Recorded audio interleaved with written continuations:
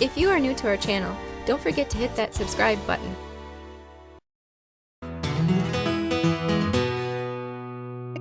When it comes to growing Brussels sprouts, it's a long process, and the goal is to get as big of sprouts as possible. One of the tricks in doing such is about 45 to 60 days before you intend to harvest, take off the growth tip. That's about the 3 or 4 inches top of the plant. Hack it off, throw it away, and then that will encourage the sprout development on the plant rather than vertical, because they'll grow forever. But if you cut that off, it'll put more energy and more stress into the plant.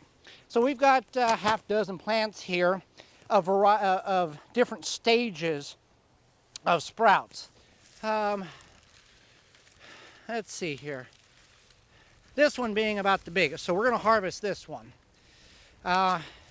Big, thick stems here. Now, some people will take and remove the lower leaves as it grows. We've never found that to be successful. It's cutting that top portion of the plant off. And you can see there's some sprouts. Here's a good indication that sprouts will still form.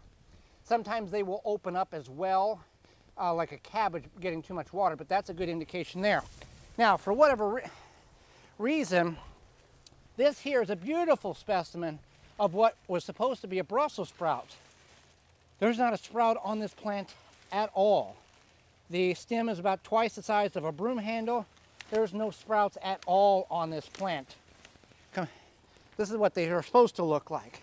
Now, the best way to store this, first of all, we want to trim these off here. And then you want to store it intact as is. You can put it in the fridge for a couple of days. You want to use it kind of quickly, what we've found.